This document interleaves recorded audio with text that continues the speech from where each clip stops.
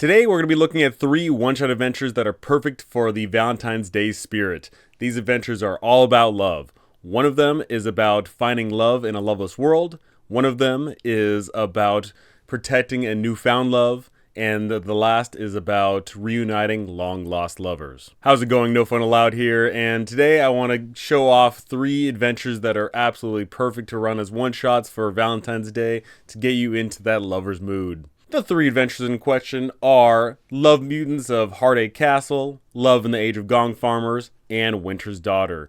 I'm going to be showing off these adventures a little bit, try and, sell them to you because I think they're just absolutely wonderful, perfect for a Valentine's Day little fun adventure. And at the very end, I'm actually going to give you some ideas on how to convert these to your favorite tabletop role-playing system. So the first 2 adventures I'm going to be showing off here are for Dungeon Crawl Classics, and the last one, Winter's Daughter. That one is made for Old School Central / Dolmenwood, but I think just they can easily fit into any tabletop role-playing game that you desire. So the first adventure we're going to be looking at is Love in the Age of Gong Farmers, a level 2 DCC adventure. This adventure kicks off where your players are part of a festival that is like basically a riff on Valentine's Day, and something terrible happens, and now your players are thrust into basically a love boat that is going down a river. And your players are going to be thrown in a whole bunch of wacky, fun situations as they're trying to reunite lovers and protect a love that is just now blossoming. This adventure just has absolutely everything that you could possibly think of that is tropey with Valentine's Day. As your players are going down this river, they're encountering candy hearts and chocolates and love bugs and all sorts of various things.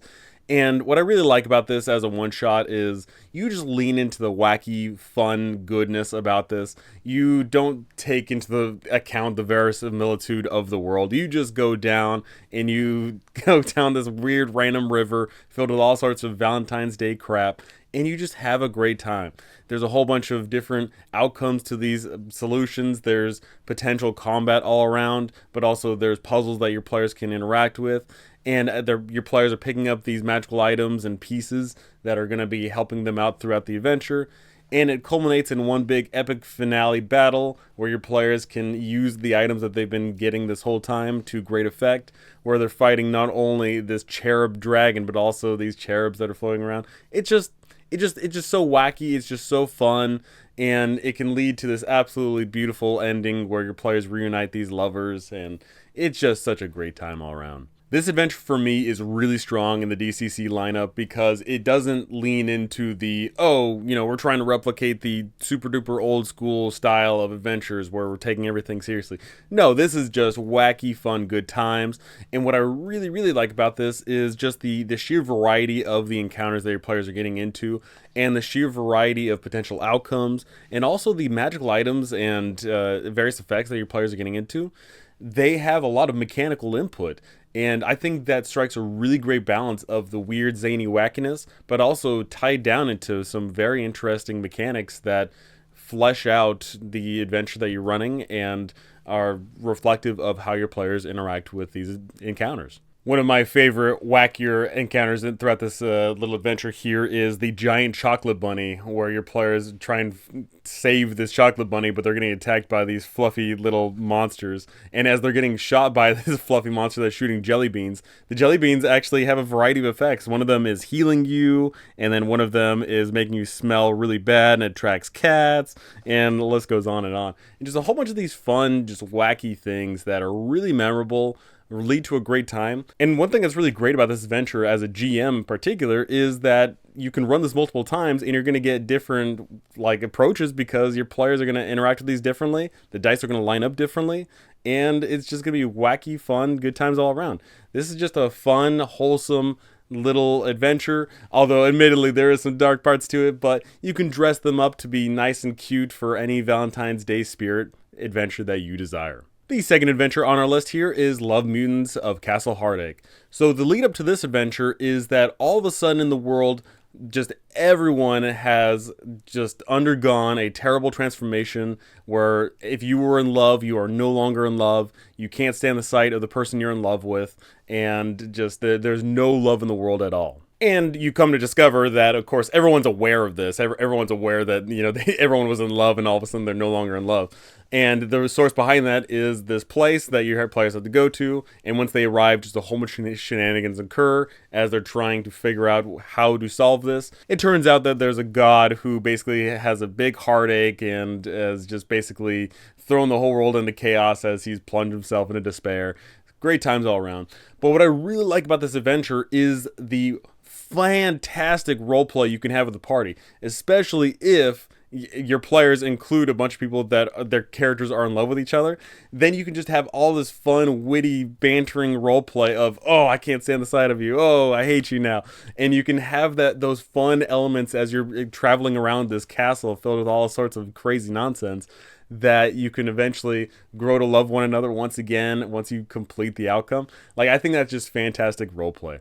So as your players are exploring around this castle, their objective is to find all the various pieces of this god's soul so that they can become whole once again and love can spread about the world once again.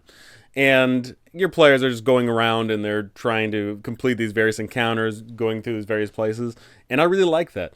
I really like also the fact that there is very clearly an emphasis on the love and love lost throughout all these encounters. One of my favorite encounters being that there is a giant snake monster that tries to attack the party, and it's enveloping everyone. And of course, most players are going to think themselves, oh, a giant snake monster is attacking us and trying to strangle us. Of course, we got to fight back. But really the secret is that the thing just wants a hug. So if you just hug the monster back, then it's problem solved, right?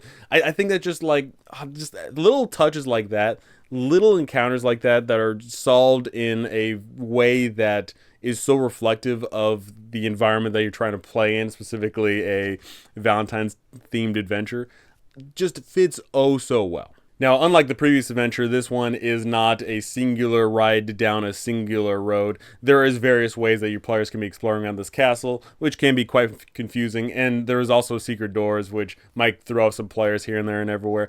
But overall, as your players explore around, they'll eventually get to the bottom of everything here. Now, the freeform nature of exploring this dungeon is great for groups that love that autonomy of deciding where they want to go and what they want to do if they don't want to have just the pre-described, basically going down the roller coaster of the adventure.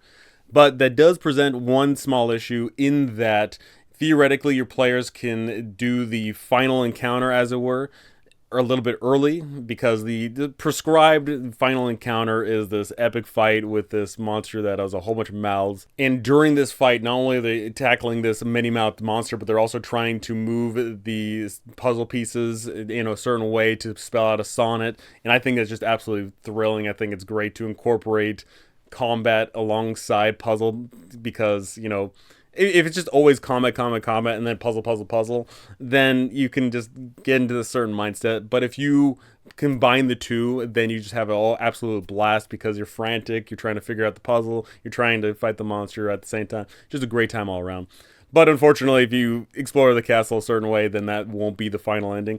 And if you get all the pieces of the puzzle and the last fight isn't like epic or whatever, it can kind of feel a little bit of a letdown. But other than that, once you get all the pieces of the puzzle together, you recombine them, and the god is made whole again, and love is filled throughout the air, and it can just be this absolute great send-off to a Valentine's-themed one-shot. I also really love the major magical item that you get throughout this adventure. It is a snow globe, and the snow globe, you can use it to try and figure out certain fates that are tied to you. Specifically, if you're trying to find that adventuring partner, if you're trying to find the enemy, you're trying to find the lover, the romantic, the true friendship, all those various things. And there's mechanical input tied behind them. I love that stuff. It just makes this adventure oh so complete. And I think that not only can you run this as a beautiful one-shot, but you can incorporate this in your full-blown campaigns, and it fits oh so incredibly well. And also incredibly cutely with this product, if you get it, you can also get all these various Valentine grams that are filled with all this fantastical art and a whole bunch of great stuff. Absolutely love it. I love that they went the extra mile with this incredible adventure. Now last, but certainly not least, is Dolmenwood / Old School Essentials adventure, Winter's Daughter. So in this adventure, your players are showing up to basically an ancient tomb, and in there, they're going to find a ghost of a guy who is, of course, long since dead. But he was in love with a Fey princess, and during that time, they couldn't be together. They were sworn enemies. Just a beautiful love story where they found each other in a hopeless place. And unfortunately, his soul is now tied to a ring, and she has been locked away in Fey for quite some time. So as you're exploring around this little dungeon, you're encountering all these various little fun things. You actually encounter two skeletons that are dancing together in eternity and death. And you're uncovering these mysteries, and eventually you can find not only the ring and, of course, the ghost man tied behind it, but also you can dive into the Fey realm where you can encounter that Fey princess. And there you can reunite the lovers once again. Now, this adventure, specifically the dungeon, is so beautifully designed. I love all of the Old School Essentials / Dolmenwood products. They just always fit the bill for the type of adventuring in a dungeon that I desire. Every room is filled with something. It feels lively, but it also feels natural. It's organic. You explore around, you're finding loot, you're getting gold, magical items, but you're also uncovering the history and mystery of this place. I mean, this venture basically has all of the classic old school elements of adventure. You've got your combat, you've got your exploration, you've got your role play. It all fits in so incredibly well. Your players dive in not knowing what they're getting into, but once they arrive, then they find themselves probably willing to invest themselves in this adventure. And I love that. I love that your players can get oh so invested in this story oh so quickly. And it makes sense, whether that be because they just want to get rewarded or if they want to help out someone who is in dire need. And this adventure, not only does it have the immediate adventure element to it, but there's also the lasting consequences. Maybe your players are a little bit scummy and try and steal this ring because it's got powers. Maybe your players make enemies of the Fae. Maybe your players make great friends of the Fae and get rewarded greatly. There's a whole bunch of elements to this adventure that have lasting consequences that lead out through the rest of the campaign, that this makes an excellent first level adventure to kick off a campaign. And overall, if you just plot this in your campaign, it just, it fits so perfectly. I mean, you can just place this anywhere and it fits. Now, I know not everyone plays Dungeon Crawl Classics. I know not everyone plays Old School Essentials / Dolmenwood. And I know, of course, the average D&D group is playing Dungeons & Dragons 5th edition. So I'm going to go over a quick little synopsis here on how to convert things to 5th edition. But other systems, it's relatively simple. I think that these adventures fit incredibly well for any tabletop role-playing system. That is, of course, of the fantasy variety. I can't imagine these being incorporated in Call of Cthulhu oh so well, but you get the gist. So first off, let's take a look at the Dungeon Crawl Classics stat blocks and convert them to 5th edition. As we can see here, the stat block is incredibly simple. However, sometimes they can be made a little bit complex because some of the information that is pertinent will be directly below what is considered the stat block. But for starters, let's take a look at the stat block itself. The first thing you'll see is init plus. Init means, of course, initiative, and the plus is whatever you assign to it.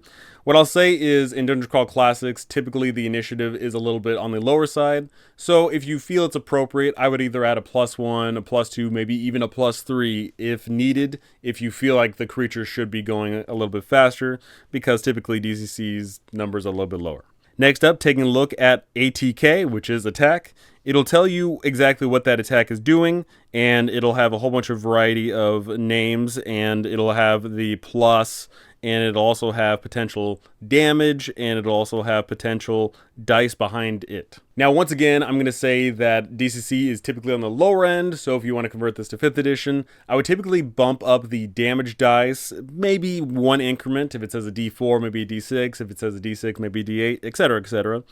I would also probably add at least a +1, if not a +2, 3, or even 4 to the attack roll itself, because 5th edition characters need to get hit in order to make that economy work, so just bump it up just a little bit here and there. Now, if it says a crit after the attack, that means it has a specialized critical hit. In Dungeon Crawl Classics, every single character has a different critical hit table, and the critical hit tables are absolutely ginormous. There's usually anywhere between 16 to over 30 results, and just a whole bunch of crazy, wacky shenanigans. I wouldn't concern myself too much with that. Basically, just add a little bit more damage here and there, and maybe if you're feeling a little bit spicy, you can throw in a little bit of an extra little bonus there. Maybe the crit causes someone to lose their weapon. Maybe they cause them to trip. You know, just add a fun little effect there if you see that the crit is a little bit on the higher end. Now, of course, the next portions here are AC and HD. You know those. Those are just, of course, your armor class and your hit die. You don't really need to mess with those too much. Maybe if you're feeling a little bit spicy, if you've got a higher end party with more high-end gear, they do more damage, they're more optimized, maybe you increase the hit dice a little bit more, or maybe you just increase the overall numbers of the enemies. Whatever floats your boat, really. Next up, MV, which is movement. Pretty simple there. If they've got a high movement, they got a low movement, whatever. It's the same here, so I typically wouldn't change the movement all too much. Now, the next one is the interesting one. It says act, and it'll say 1d20, 2d20, 3d20, etc., etc. Maybe it says even a little bit different. That basically just tells you how many actions it has. So if it has a 1d20, then it just acts, it just gets that one attack, that's the end of story. But if it's got a little bit higher, then it gets to attack more often, it gets to do more actions. Simple as that. If it says 2d20, then you attack twice with it. Next up, SP, which is the special. That will be typically listed underneath the stat block at wherever you see it in the text. There may be a paragraph or two explaining its special powers. You got to read through that real quick and annotate it. I think a lot of the special powers that monsters have in DCC translate actually incredibly well to 5th edition. You just got to figure out how mechanically that works. But typically, you can pretty much run it as a 1-for-1. And lastly here we got SV, which is saves. In Dungeon Crawl Classics, there's only 3 saving throws: Fortitude, Reflex, and Willpower. Pretty simple stuff there. You know, you could consider Fort being the strength and the constitution. You could, of course, reflexive being your dexterity. And willpower, I guess you could just lump that into all of the mental saves. Relatively simple stuff. Once again, if you think that the monster should be a little bit on the stronger end, I would add either a +1 or a +2 to those saving throws, make it a little bit stronger, and then the alignment is what it is. And last there, I would say that as you're reading through a monster stat block, if you see that it imposes a DC for their saving throw, I would strongly suggest that you increase that DC up by 1, 2, or 3 once again, depending on the individual monster, because once again, in Dungeon Crawl Classics, the numbers are typically a little bit lower. In 5e, they are typically much, much higher. Now looking at the Dolmenwood / Old School Essentials version, Winter's Daughter, if you want to convert all of these monsters to 5th edition, I think that it's relatively simple. Once again, you see that they have the typical ACs and HPs. The thing that might trip you up there is the saving throws in particular. Because in old school D&D, how DCs, specifically saving throws, worked was you didn't impose a saving throw of your DC against them. For example, if you shot a fireball at someone, it wasn't, I'm the wizard, I have a DC 15 saving throw that you have to beat. How it was you throw the fireball, and then they have their own saving throw. So if you hit a goblin, but then you also hit an ogre, they have 2 different saving throws, and they have to overcome their own challenge in order to overcome that attack, essentially. So the nimble goblin might have a better chance at making that saving throw versus the ogre. You know, it just entirely depends on the individual monsters, etc., etc. And as you might notice, the typical monster is typically relatively bad at saving throws. So one thing you could just simply say there is if they have to make a saving throw, then just roll a d20, maybe add a +1, maybe a +2, but on average, just add a +0, and that keeps it relatively simple. Just roll that d20, and that's the result. And also in regards of the attack and damage that these monsters do, once again, I would probably increase the increment up by 1 once again, because in old school, the hit dice of characters was on the lower end. For example, a magic user, i.e. the wizard, would only have a 4 hit dice, but of course in 5e it's up to a d6. Plus, on average, you can have a high constitution, and thus your HP is higher. Overall, the HP just is inflated greatly in 5e. So once again, just increase the damage a little bit here, there, and everywhere, and it should work out perfectly fine. And just like that, 3 beautiful adventures to run for Valentine's Day to get you in that Valentine spirit. I really want to see people talk about running some of these adventures, whether they just be running them for their group and just having a gay old time with it. Maybe you run it for that special someone in your life. Maybe your group is actually filled with a whole bunch of couples and you get to do this excellent banter and role play, and it fits oh so incredibly well. I want to hear all about that stuff. It's just absolutely great to hear it. I'm going to be running some of these. Hopefully I can run all 3 this Valentine's weekend. We'll see. Try and squeeze some of that in. But it's just going to be an absolute blast. I can't wait to run all this great stuff for all these people. I've actually already ran some of them in various times. But, you know, there's something special about running it close or even on Valentine's Day. So tell me, do you like themed adventures? Because now that I'm thinking about it, I actually really want to write a whole bunch of adventures that are tied to holidays. Maybe some St. Patrick's ones, Halloween ones are just always classics, Christmas, etc., etc. I really want to run and write a whole bunch of themed the adventures. I just think it just fits oh so well, and you know, running one shots for friends, family, loved ones is just a grand old time. So what are your Valentine's Day plans? Gonna do anything special with that special someone in your life? Are you just waiting to see what's going on? Maybe this is the chance to find that special someone in your life. Tell me all about that stuff, because I actually want to hear it. I love hearing about love. So that's going to do it for me. Thank you so much for watching. Thank you for listening. Thank you for liking, commenting, subscribing, doing all that good stuff. And I cannot wait to see you all in the next one. For me, these 3 adventures, I feel like I would need to know the group, like, kind of intimately to know which one would be perfect for them, because some groups really just love the classic, oh, hey, we're doing a one-shot, I don't need to be told anywhere, just go down the river and, you know, just go from one encounter to the next, keep life simple. But some groups want to have that feeling of autonomy, in which case the other 2 adventures are perfectly great too. And once again, there's a whole bunch of great role play to be had with them, and depending on if you're trying to incorporate this just as a one-shot or throw it into your full-blown campaign, all these work incredibly well.